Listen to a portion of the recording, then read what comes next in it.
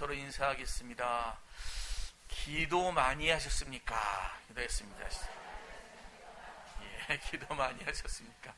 예, 인사가 새롭지요? 예, 기도가 중요한 때이기 때문에 그렇습니다. 지금 기도가 참 중요한 때입니다. 기도를 많이 하고, 그래서 우리가 하나님의 마음을 품고 그 동력을, 힘을 우리가 받아서 정말 하나님의 사람으로, 하나님의 군사로, 영적 군사로 일어나야 될 때가 되었기 때문에 기도를 많이 강조합니다. 우리가 그래서 계속해서 기도를 지금 배우자 하는 마음으로 지난주부터 성경에 나오는 기도의 사람들의 기도를 한번 살펴보면서 그의 기도가 하나님 앞에 어떻게 받아들여지고 하나님이 그들의 기도에 어떻게 응답하셨는지 우리가 그것을 듣고 배우고 우리 기도에 적용하기를 원하는 거예요. 그래서 지난주에는 아브라함의 기도를 보았습니다. 아브라함의 기도, 조카 롯을 너무 사랑한 그 사람의 하나님을 향한 기도가 어떠했나? 첫 번째 기도의 특징이 뭐였지요? 한 영혼을 위한 기도였어요. 한 영혼이 망하는 것을 볼 수 없어서 그 영혼이 구원받기 위해서 정말 간절히 매달리는 기도였다는 것을 알 수 있었고요. 또 하나는 어떤 기도였냐면 매달리는 기도였어요. 포기하지 아니하고 몇 번이더라도 정말 몇 번이라도 계속해서 하나님, 한 생명 살아나야 됩니다. 정말 하나님 백성 구원받아야 됩니다. 그거를 놓치지 않고 그 하나님의 마음을 가지고 간절히 기도했던 사람, 그 기도가 아브라함의 기도였어요. 그리고 마지막은 어떤 기도였냐면 끝까지 하나님을 신뢰하는 기도. 주님은 내 기도를 들으신다. 주님은 우리의 기도를 들어주신다. 나의 신음소리도 들어주신다. 그러므로 나는 내 마음대로 사는 것이 아니라 하나님이 나의 기도를 들으신다 믿고 하나님을 신뢰하며 끝까지 주님 앞에 기도하는 그런 사람이 되어야 되겠다. 여러분, 이것이 아브라함의 기도였어요. 여러분, 그 기도를 들으면서 여러분이 어떻게 생각하셨는지 모릅니다만 돌아가셔서 내 기도에 한 영혼을 사랑하는 기도가 있었나? 내 기도가 끝까지 하나님 앞에 매달리는 간절한 기도였나?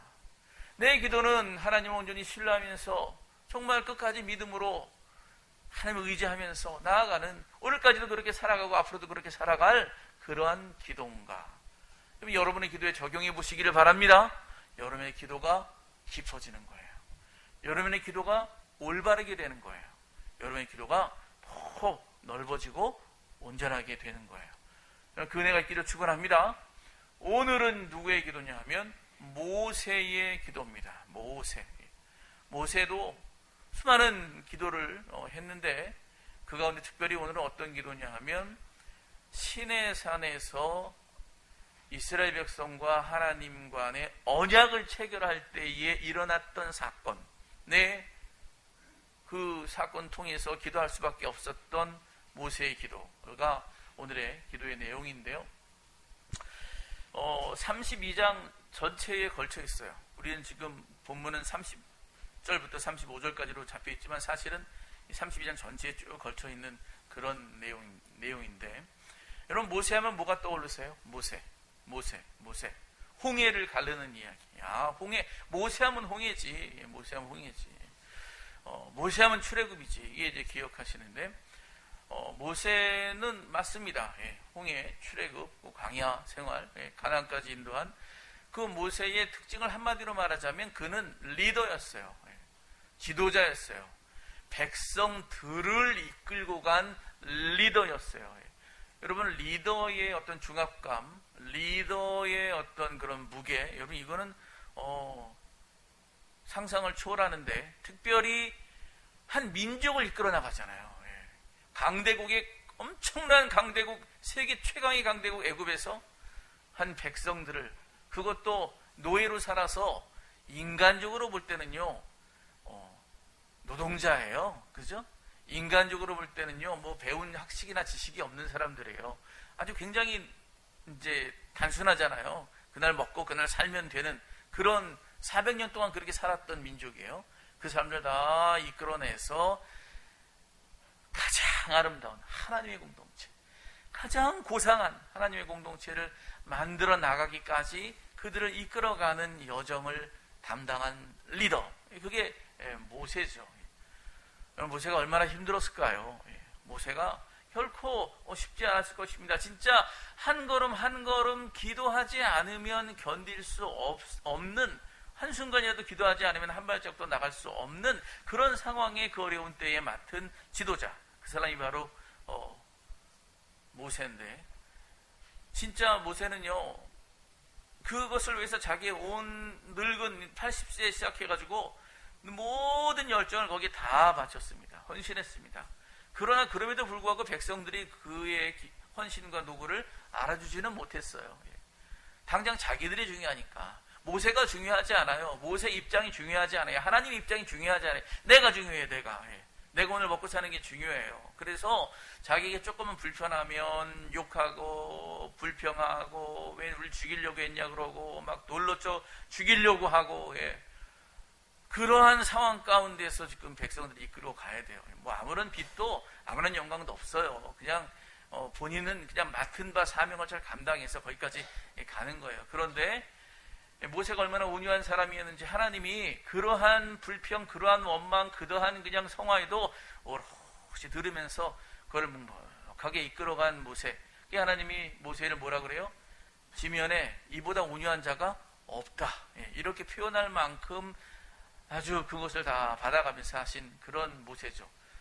그런데 그것도 어느 날 한계에 다다랐는지 너무나 쪼아대니까 어느 날 승질이 나가지고 하나님 시키는 대로 안 하고 내가 한번 본때를 보여주려 그래가지고 그냥 바위를 2번 탁 쳐가지고 물대는 바람에 하나님이 영광을 드러내지 못해서 정작 본인은 가나안 땅에 들어가지 못했죠. 얼마나 안타까운지. 아무튼 그러한 리더였는데, 그런데 오늘 이 시내산까지 이렇게 백성들 광야 생활을 거쳐서 뭐 마라를 거쳐서 엘림을 거쳐서 막 이렇게 왔어요. 와서 이제 하나님과 언약을 체결하는 자리에 왔는데, 여러분, 언약을 체결하는 것은 마치 결혼식 하는 것과 같습니다. 이스라엘 백성과 하나님이 결혼식 하는 거예요. 하나님은 다 계획이 있으셔가지고 이들을 그렇게 다 이끌고 간 다음에 시내산 밑에 있는 시내 광야에서 백성들 모아놓고 하나님이 결혼 서약 문을 작성하시죠. 결혼 서약 문이 뭐죠? 십계명, 그리고 율례죠. 너희가 내 백성이 되려면 이 십계명 지켜야 돼. 이 율례 지켜야 돼. 이거 다 지키면 나는 너의 하나님이 되고 너는 나의 백성이 되리라. 우리는 결혼하는 거야. 이러한 마음을 품고 이제 시내광야에 모였어요. 그러니까 굉장히 하나님이 이 시간, 이 장소 얼마나 거룩하고 귀한 그런 결정적인 세상의 운명이 바뀌는 그러한 자리잖아요. 자, 그런데 이걸 위해서 이제 모세를 부르시죠. 모세를 부르시고 시내산에 올라가서 이제 금식하고 기도하는 중에 이 십계명 말씀을 받는데, 불사, 사탄이 이거를 그냥 내버려 두지 않죠. 사단은요, 절대 이런 일이 벌어지는 것을 제일 싫어하는 게 사단이에요. 왜요? 사단이 싫어하는 건 뭐냐? 사람과 하나님이 연결되는 거예요.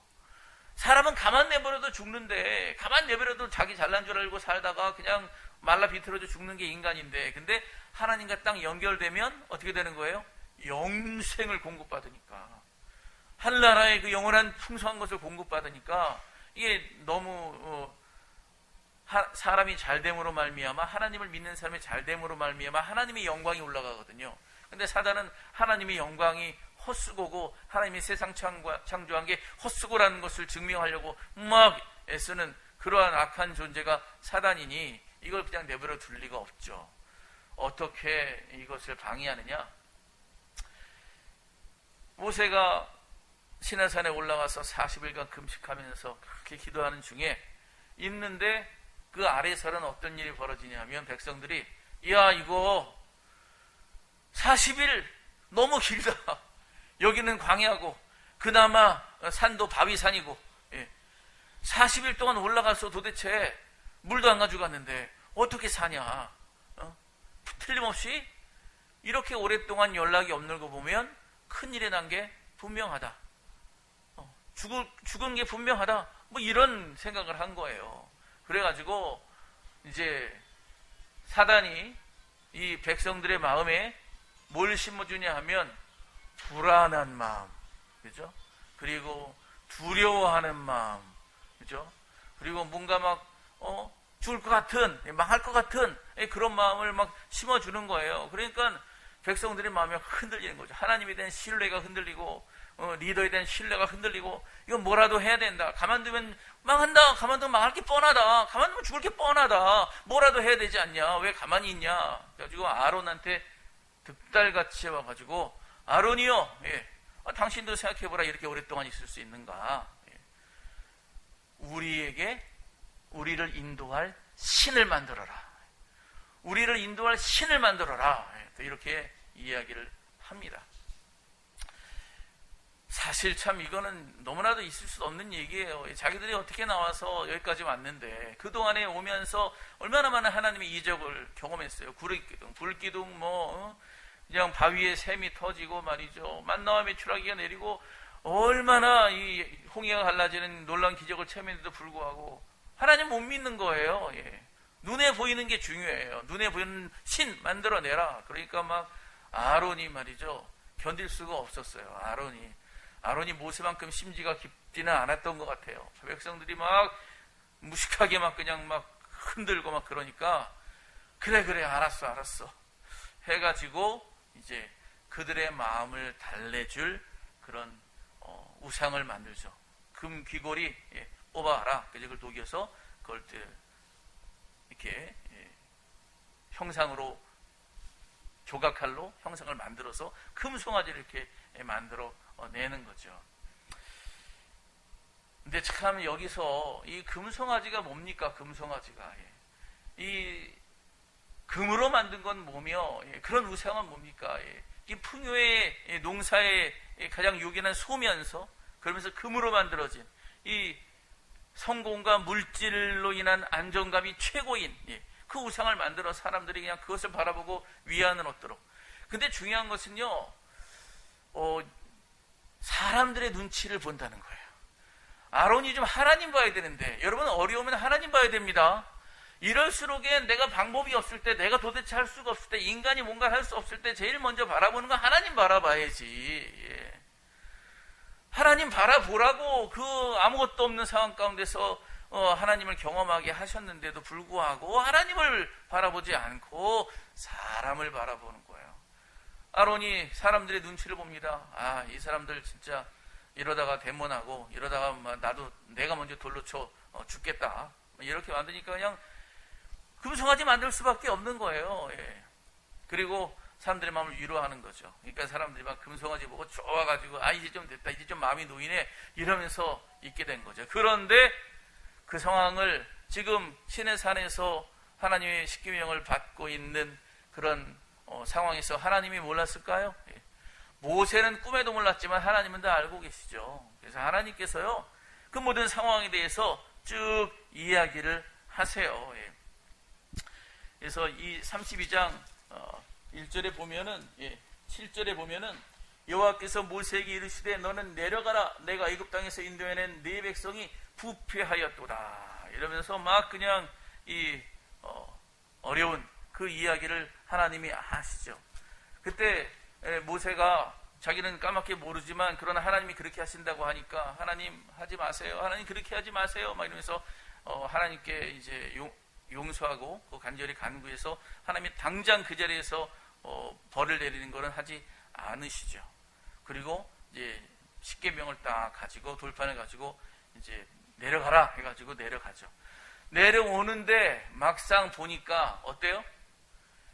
진짜 자기가 하나님한테 이야기 들었을 때는 이건 그러면 안 되겠기 일단 막았는데, 근데 내려와서 막상 보니까 속이 뒤집어지는 거예요.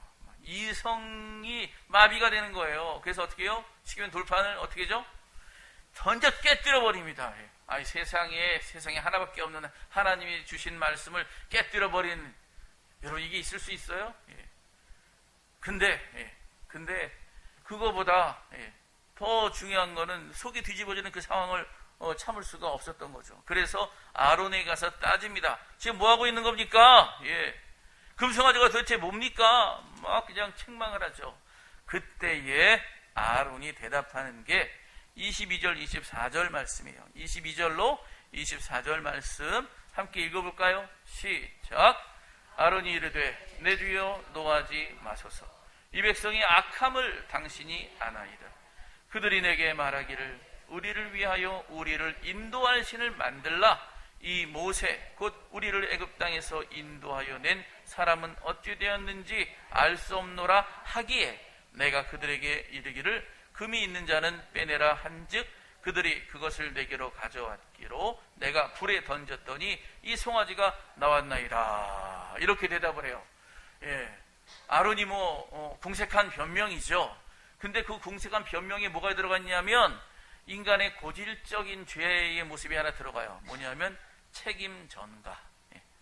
백성이 이래서 백성이 이렇게 무식하게 요구하고 무지하게 막 그렇게 해서 어쩔 수 없이 마지못해 내가 그렇게 응한 것뿐이다. 이러면서 이 책임 전가를 딱 해버립니다. 책임 전가 할 뿐 아니라 금송아지 금 걷어가지고 금덩어리 만들면 제가 조각해가지고 딱 금송아지 만들어 놓고 제가 이쁘게 잘했지 멋있지 이러면서 만들어 놓고 나서 그런 얘기 싹 빼고 뭐라 그래요?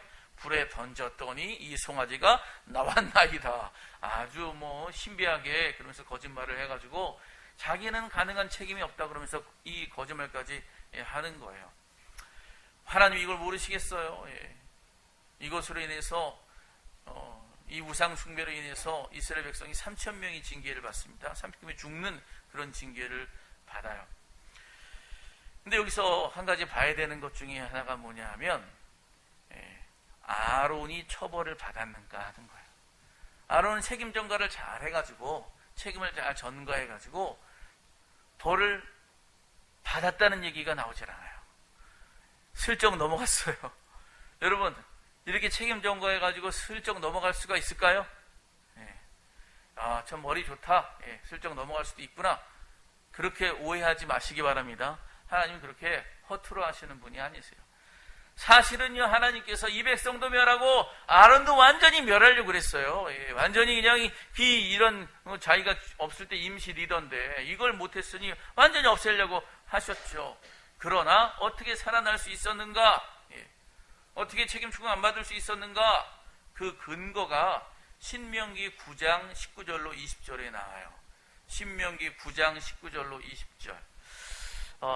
여러분 찾아보실 분 찾아보세요. 신명기 9장 19절로 20절 제가 읽어드릴게요.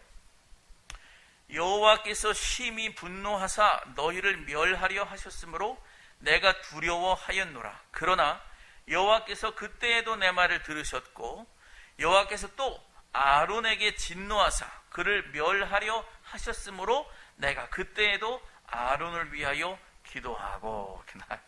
아론이 어떻게 산 거예요? 모세가 아론을 위해서 기도함으로 아론이 산 거예요.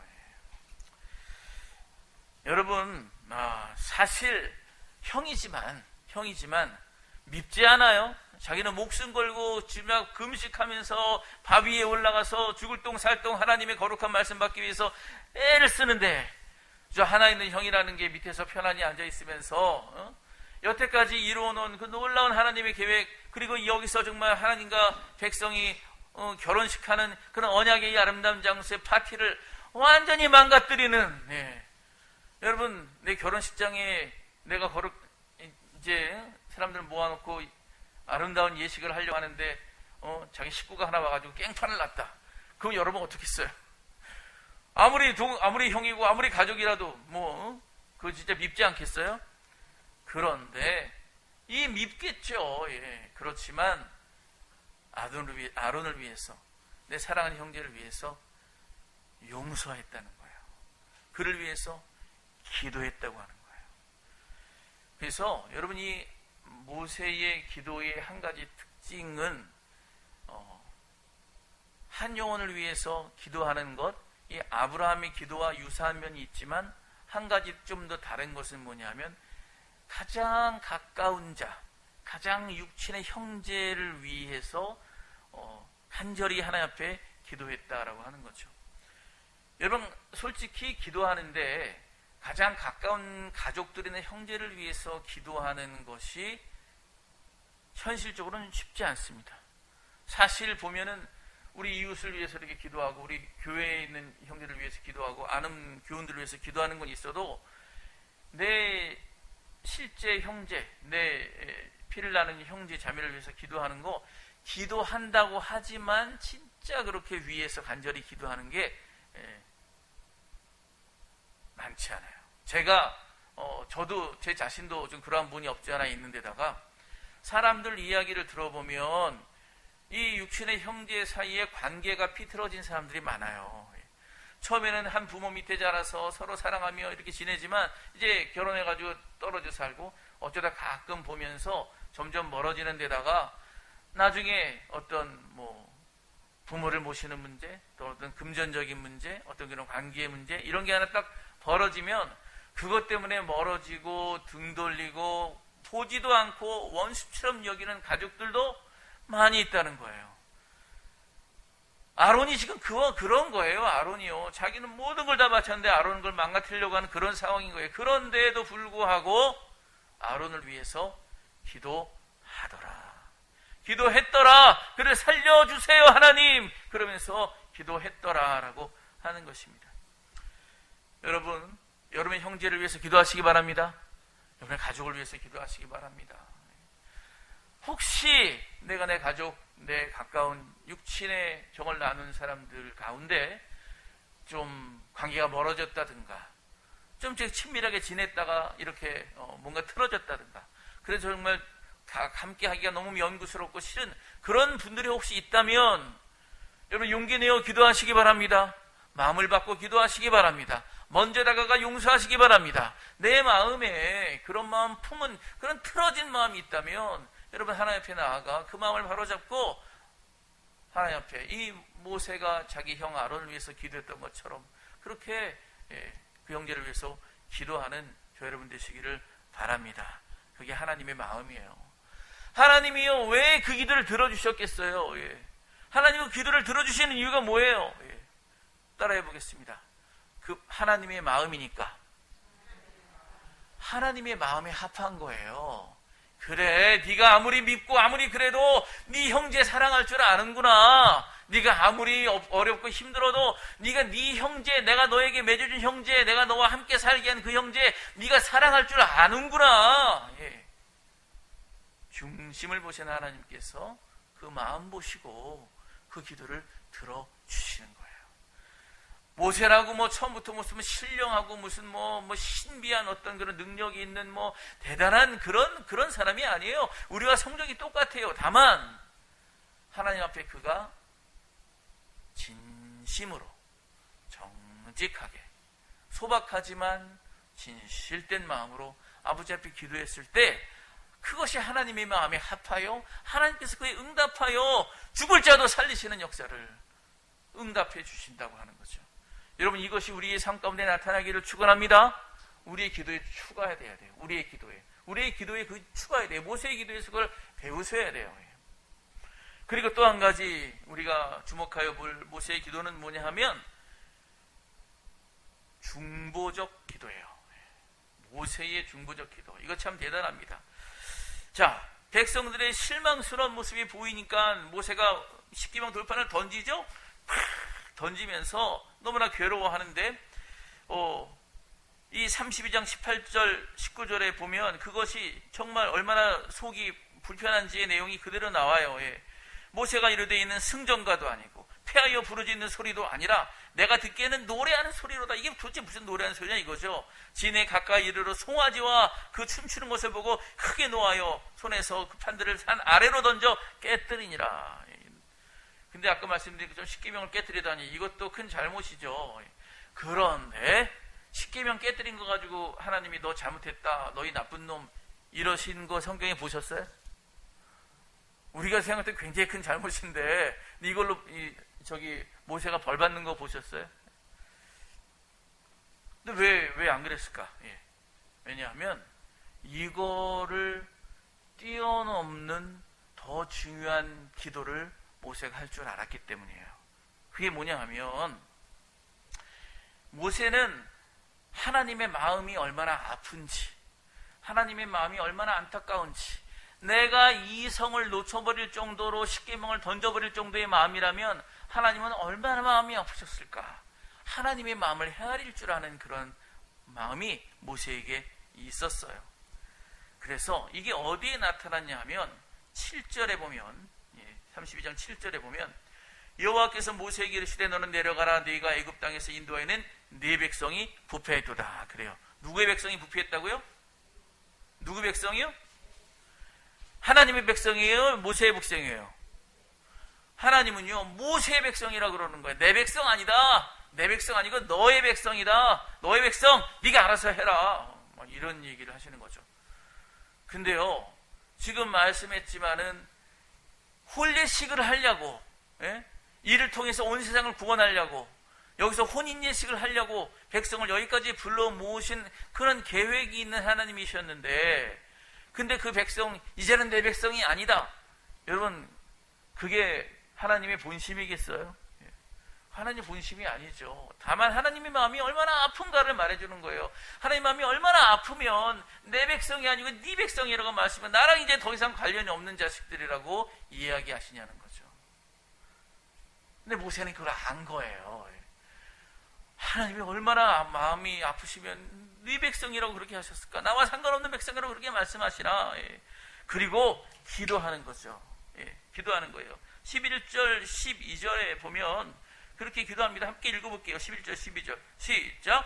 모세가 그의 하나님 여호와께 구하여 이르되 여호와여 어찌하여 그 큰 권능과 강한 손으로 애굽 땅에서 인도해 내신 주의 백성에게 진노하시나이까? 어찌하여 애굽 사람들이 이르기를 여호와가 자기의 백성을 산에서 죽이고 지면에서 진멸하려는 악한 의도로 인도해 내었다고 말하게 하시려 하나이까? 주의 맹렬한 노를 그치시고 뜻을 돌이키사 주의 백성에게 이 화를 내리지 마옵소서.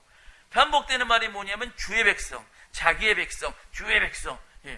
내 백성 아니고요. 하나님 백성이란 얘기예요. 하나님 백성이잖아요. 하나님 자식이잖아요. 하나님 백성이잖아요. 살려주세요. 하나님 마음 용서해 주세요. 이거를 대신하는 거예요. 대신. 누가? 모세가 대신하는 거예요. 대신. 동생들이 잘못 저질렀는데 형이 아빠 내가 잘못했어요. 아빠가 자식이잖아요. 용서해 주세요. 대신 기도하는 거예요. 이게 뭐예요? 중보기도죠. 이게 뭐예요? 중보도 기도죠.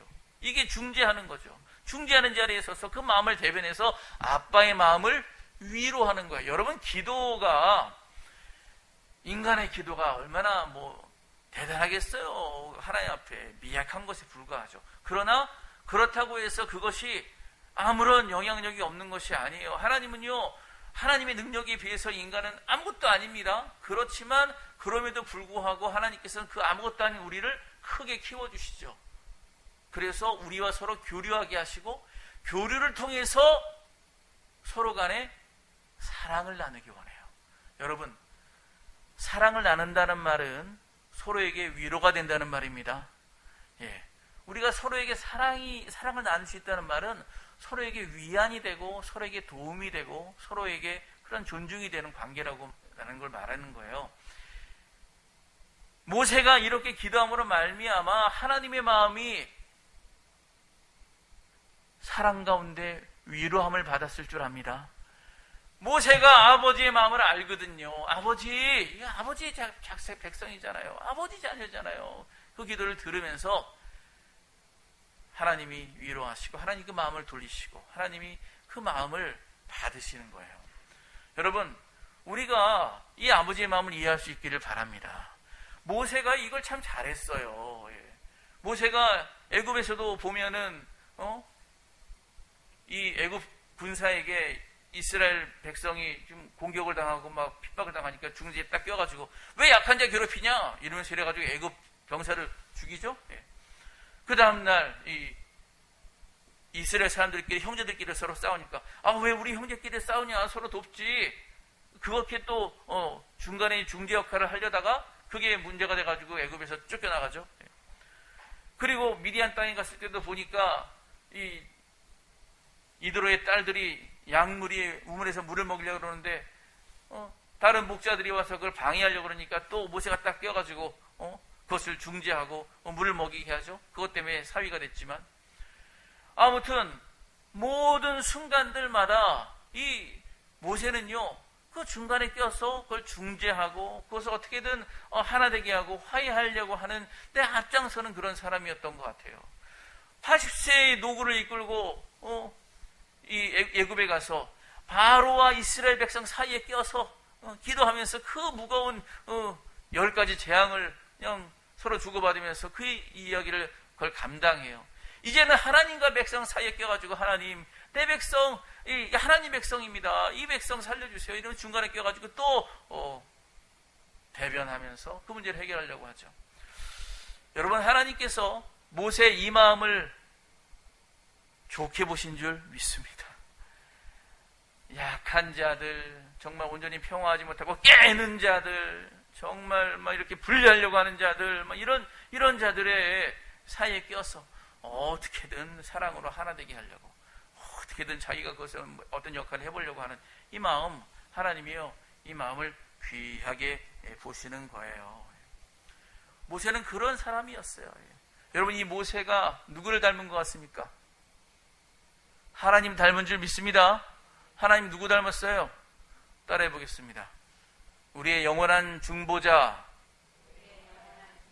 구원의 중보자, 예수 그리스도. 예수님을 닮았잖아요. 하나님을 닮았잖아요. 이 백성 구원해 달라고 예수님이 십자가에 못 박혀 대신 우리의 죄값을 다 치르신 그 예수님을 누가 닮았어요? 모세가 닮았잖아요. 대신 짊어지더라도 저가 잘 됐으면 좋겠습니다. 이 사랑의 마음, 아버지의 마음을 하나님이 마음이고, 이게 또한 모세의 마음이었다고 하는 거죠. 여러분, 우리의 기도도 이러한 중보적 기도가 우리 기도 가운데 많이 나타날 수 있게 되기를 바랍니다. 예배 전에 우리 찬양팀 여기서 찬양할 때에 우리 최정 지사님이 우크라이나를 위해서 잠시 기도하는 시간 갖겠습니다. 제가 깜짝 놀랐어요. 좋았어요. 물론 당연히 기도해야 할 내용이지만, 그러나 실제 관심을 가지고 마음을 나누고 아픔 가운데 함께 기도하는 거, 하나님이 기뻐하시는 줄 믿습니다. 하나님의 마음이 지금 어디에가 있어요. 고통당하는 자, 눈물 흘리는 자, 두려워 벌벌 떠는 자에게 하나님의 마음이 가 있거든요. 하나님이 그쪽을 바라보고 하나님의 마음이 거기에 가 있다면 우리의 마음도 어디에 가 있어야 돼요? 거기에 가 있어야지. 하나님과 마음을 함께 해야지. 그죠? 그래서 이 중보기도 하는 게 참 중요해요. 중보기도 하다 보면 어떤 일이 벌어지냐면 기도의 지경이 넓어집니다. 사람들의 기도가 대부분 보면요, 다 어떤 기도냐면 자기중심적 기도예요. 그냥 오늘 먹고 사는 게 벅차서, 오늘 내일도 벅차서, 나 하나 하는 것도 벅차가지고 기도 제목이 50년 전이나 40년 전이나 30년 전이나 1년 전이나 지금이나 변한 게 없어요. 나만 내가 잘 되게 해주시고, 내가 뭐가 해주시고, 내가 복받게 해주시고, 내가 뭐 해주시고, 나만이에요. 근데 여러분, 그래서 기도 제목 내라 그러면요, 10년 였거나 1년 였거나 똑같아요. 뭐 기도 제목 쓸 것도 없어요. 똑같아요. 그러나 하나님의 마음이 그 마음이냐? 물론 자기를 위해서 기도해야죠. 당연히 기도해야 되고, 자기 아픔에 대해서 함께 알려드려야 되고, 하나님의 도우심을 구해야 되는 건 당연한 거죠. 그러나 거기에 머무르면 안 되고, 하나님의 마음은 그렇게 좁지 않아요. 그것과 더불어 내 이웃, 내 형제, 내 세계 나아가기를 원하세요. 사람들은 자꾸 자기를 해가지고 바벨탑 세우고 바벨탑 안에서 머무르기를 원하지만, 하나님은 그거 보기 싫어요. 내가 너를 청지기로 세워서 땅 끝까지 이르러 내 복음 전하고, 그리고 정말 정복하고 다스리고, 그래서 하나님의 놀라운 구원의 복음을 세상 가운데 펼쳐지고 그 복이 넓어지기를 바라는데, 사람은 자꾸 자기를 모아서 자기만 자기를 위해서, 자기를 높이기 위해서, 자기가 최고가 되기 위해서 기도만 하고 있으니까 하나님의 마음과 합하지 않는 거죠. 이런 자기중심적 기도는요, 기독교 교회의 핵심이 아닙니다. 이런 기도의 양태는 불교에도 있고요, 원시 종교에도 있고요, 저 힌두교에도 있고요. 예, 뭐 별 신흥 종교에도 있고요. 다 있어요. 예, 다 자기만 중심으로 한 기도는. 그러나 기독교 교회의 기도의 특징은 뭐예요? 많은 이들을 위해서 예수 그리스도께서 십자가에 못 박히신 것처럼 그 아파하는 자들을 위한, 그들을 위한 넓은 퍼져나가는 기도가 있다고요. 하나님이 자꾸 드시고 세계를 봐라, 더 어렵고 힘든 데를 봐라, 하나님 이렇게 하시거든요. 그래서 세계교회협의회라는 곳이 WCC라고 그러죠. 세계교회협의회라는 곳에서 이제 교회의 어떤 사역의 영역, 또 교회가 주로 이제 일을 펼쳐야 되는 영역을 세 가지로 나눠요. JPIC라 그래가지고 정의, 평화, 창조세계 보존. 그래서 하나님의 정의가 이 땅에 편만하도록, 그래서 뭐 경제적 불평등이라든가 정말 이런 차별이라든가 이런 거에 대해서 교회가 목소리를 낼 수 있어야 된다는 거죠. 평화, 세계 곳곳에 깨지고 막 수많은 그런 아픔들이 막 벌어지고 있는데, 이 전쟁이 벌어지고 있는데 그 평화를 위해서 기도해야 된다는 거죠. 그리고 창조세계가 막 수없이 깨지고 망가지고 있는 게 하나님 뜻이 아니기 때문에 이 창조세계가 하나님 창조하신 본래의 목적대로 세워지는 것, 이것이 교회가 마땅히 힘써야 될 기도의 분야다. 사역도 그렇게 해야 되고 기도도 당연히 그런 쪽으로 넓어져야 된다. 이렇게 그런 움직임을 가지고 있어요.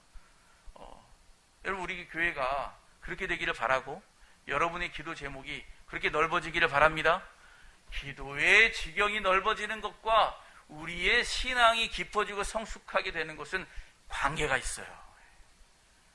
유아적인 신앙은 자기만 하는 거지만, 그러나 정말 성숙한 기도는, 성장하는 기도는 자기뿐 아니라 더 힘들고 어려운 세계 곳곳에 있는 나를 향해서 넓어지고 확대되는, 자연 만물에게까지 확대되고 돌보는 그런 책임감을 가지고 신앙생활을 하는 것이 필요하다.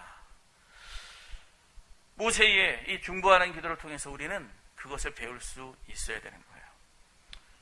여러분, 아무쪼록 우리의 기도에 이 모세의 기도가 또한 접목되기를 바랍니다. 그래서 가장 가까운 자를 위해서 기도하고, 또 그 누구라도 중재하면서 하나님의 정의가, 하나님의 평화가, 하나님의 그 아름다운 역사가 온 만방에 펼쳐지기 원하는데 제가 쓰임받게 하소서. 저는 미약하지만, 저는 가진 것 없지만, 저는 능력 없지만, 그러나 하나님 그 일에 쓰임받을 수만 있다면 이것이 우리에게 참 기쁨이 될 줄 믿습니다. 저를 사용하여 주소서. 이렇게 하는 기도, 여러분, 이 기도하면은요 하나님이 반드시 복 주시고 반드시 그의 능력을 더하시고 하나님이 충만한 은혜를 덧입혀 주세요. 아무쪼록 우리 한 사람 한 사람과 우리 기도가 나의 삶에 벅차다는 걸 넘어서서 정말 지경이 확대되고 하나님을 기쁘시게 함으로 말미암아 그 응답받는 역사가 저희 여러분에게 있기를 간절히 축원합니다.